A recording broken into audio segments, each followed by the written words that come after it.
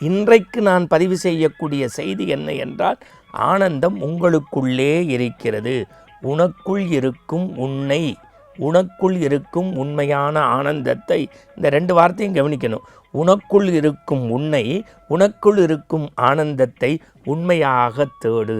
தைரியமாக மரக்கலையிலேருந்து கையை எடுத்துகிட்டு கீழே குதி, நான் பார்த்துக்கிறேன்னா. உடனே இவன் சொன்னான், அட முட்டாள் கடவுளே, 8000 அடி கீழே உள்ள குழியில் அப்படியே கையை விட்டு உன்னையை நம்பி விழுகிறதுக்கு நான் என்ன முட்டாளான்னா. நேராக சிவலோக பிராப்தி அடைஞ்சிட்டான். கடவுளை நம்பினார் கைவிடப்படார். அன்புக்குரியவர்களே, ஆனந்தம் எங்கு இருக்கிறது? சில பேருக்கு சுவைமிகு சாப்பாட்டில் இருக்கிறது, சில பேருக்கு வண்ணமிகு அற்புதமான திரைப்படத்தில் இருக்கிறது, சில பேருக்கு எழில் கொஞ்சம் இசையில் இருக்கிறது, சில பேருக்கு இயற்கை காட்சிகளை ரசிப்பதில் இருக்கிறது, சில பேருக்கு 5 நட்சத்திர விடுதியில் இருக்கிறது. இப்படி ஆனந்தம் பல வகைப்படுகிறது, இல்லை என்று சொல்லவில்லை. ஆனால் இந்த ஆத்மாவை சுத்தப்படுத்தக்கூடிய, ஆத்மாவை இதப்படுத்தக்கூடிய ஆனந்தம் எங்கிருக்கிறது? உச்சி மீது குடிகொண்டிருக்கக்கூடிய ஏழுமலையானின் சன்னதியில் இருக்கிறதா? அல்லது 18 படிகளை தாண்டி பக்தியோடு இருக்கக்கூடிய நித்திய பிரம்மச்சாரி என்று நாமெல்லாம் அறிந்தும் அறியாமலும் சொல்லி வணங்கக்கூடிய ஐயப்பனின் சன்னிதானத்தில் இருக்கிறதா? அல்லது ஞானப்படம் வேண்டுமென்று தாய் தந்தையிடத்தில் கோவித்து கொண்டு அவனே ஞானப்படமாக வீற்றிருக்கக்கூடிய பழனியில் இருக்கிறதா என்று கேட்டால், ஆனந்தம் ஒவ்வொருவருக்கும் ஒவ்வொரு இடத்தில் இருக்கிறது. ஆனால் இன்றைக்கு நான் பதிவு செய்யக்கூடிய செய்தி என்ன என்றால், ஆனந்தம் உங்களுக்குள்ளே இருக்கிறது. உனக்குள் இருக்கும் உன்னை, உனக்குள் இருக்கும் உண்மையான ஆனந்தத்தை, இந்த 2 வார்த்தையும் கவனிக்கணும். உனக்குள் இருக்கும் உன்னை, உனக்குள் இருக்கும் ஆனந்தத்தை உண்மையாக தேடு. ஆனந்தம் அங்கும் இங்கும் எங்கும் இல்லை, இங்கிருக்கிறது. ஆனந்தம் அங்கும் இங்கும் எங்கும் இல்லை, இங்கிருக்கிறது. எப்படி? ஒரு குடும்பத்தில் 5 பேர் இருக்கோம். அப்பா சொல்லுவார், இன்றைக்கி எனக்கு சம்பளம் வந்துடுது, சாயந்தரம் எல்லோரும் சேர்ந்து ஹோட்டலுக்கு போகலான்னு. பையன் சொல்லுவான், இல்லை புது படம் ரிலீஸ் ஆகிருக்கு, அங்கே தான் போகணுன்னு. அம்மா சொல்லுவா, இல்லை இன்றைக்கி மறந்துடக்கூடாது, கபாலி கோவிலுக்கு கண்டிப்பாக போகணும், பிரதோஷம், அங்கே போய் குடும்பத்தில் எல்லார் பேருக்கும் அர்ச்சனை பண்ணிவிட்டு அப்படியே கற்பகாம்பாலில் சாப்பிட்டுட்டு வரணும். பொண்ணு சொல்லுவா, இல்லை ஒரு புதிய மேஜிக் ஷோ போட்டிருக்காங்க, அங்கே தான். ஒவ்வொருத்தருக்கும் ஒவ்வொரு சிந்தனை, சண்டை போட்டு கடைசியில் என்னென்னா, யாரும் எங்கேயும் போக வேண்டாம், அவங்க வேலையை பாரு. அப்பா கதையை முடித்து க்ளோஸ் பண்ணி முற்றுப்புள்ளி வச்சுருவார் கோலத்துக்கு. அப்போ எண்ணங்கள் ஒத்துப்போகாததால் கருத்து வேற்றுமையால் வீட்டிற்குள்ளே கலகம் ஏற்படுகிறது. அப்போது நமக்குள்ளே இருக்கக்கூடிய எண்ணத்தை ஒருமுகப்படுத்த வேண்டும். அப்படின்னா என்ன? உனக்குள் இருக்கும் உன்னை தேட வேண்டும். நம்ம தேடுறதுக்கு முதல்ல என்ன? கடவுள் இருக்கிறான்னு நம்பணும்.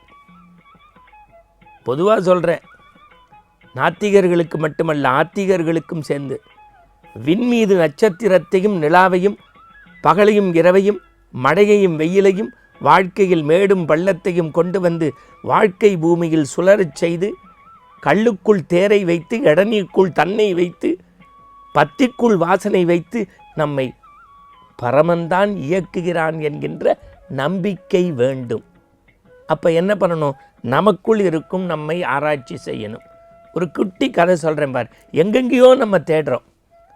அரபு நாட்டில் முல்லா நசுருதீன்னு ஒரு அருமையான கதை. அரபு நாட்டில் முல்லா நசுருதீன்னு ஒரு கதை. அந்த முல்லா நசுருதீன் வருவார். ஒரு வெளிச்சமான இடத்துல இன்னொரு கையில் விளக்க வச்சுக்கிட்டு ஒரு பொருளை, தொலைச்ச பொருளை தேடிக்கிட்டே இருப்பார். உதவி செய்கிறதுக்கு ஒருத்தன் வருவான். என்ன முல்லா, என்ன நசுருதீன், எதையோ பரபரப்பாக தேடிக்கிட்டு இருக்கீங்களே, ரொம்ப இதயம் ரொம்ப படபடன்னு இருக்கு போலையே. ஆமாம், ஒத்த தங்க நாணயத்தை தொலைச்சிட்டேன், நானும் வேணா உதவி செய்கிறேன் பாரு. அப்படி 2 பேரும் தேடும்போது இந்த உதவிக்கு வந்த ஒரு ஆள் நசுருதீன்கிட்ட கேட்பார், முல்லா நசுருதீன், எங்கே நாணயத்தை தொலைச்சிங்க? அது ஒரு 3 கிலோமீட்டருக்கு அப்பால் இங்கே தேடிக்கிட்டு இருக்கேன். உடனே வந்தவன் கேட்பான், முட்டாளா முல்லா, முட்டாளா முல்லா, இங்கே தேடிக்கிட்டு இருக்கீங்கன்னு. நான் முட்டாள் இல்லை, அங்கே இருட்டு இங்கே தான் வெளிச்சம், அங்கே இருட்டு இங்கே தான் வெளிச்சம், அதனால இங்கே தேடுறேன்.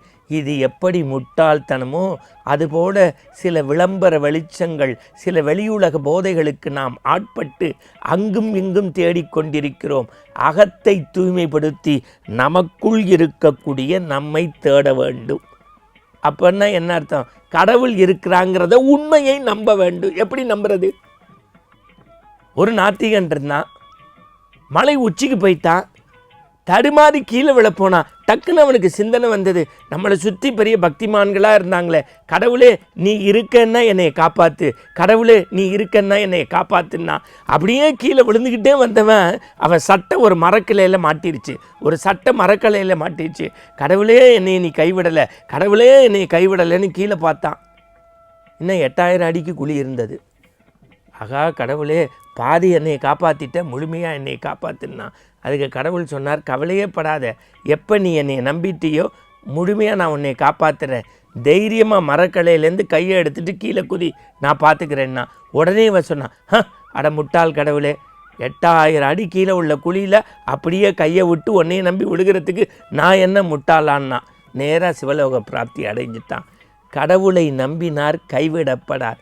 உனக்குள் இருக்கக்கூடிய உண்மையான இறைவனை நீ தேடி ஆராய்ந்து அகத்தை சுத்தப்படுத்தி ஆண்டவன் பாதத்தை சிக்கன பற்றினால் கண்டிப்பாக கடவுள் கைவிடப்பட மாட்டார் என்கின்ற ஆனந்த செய்தியை அகத்தில் விதை.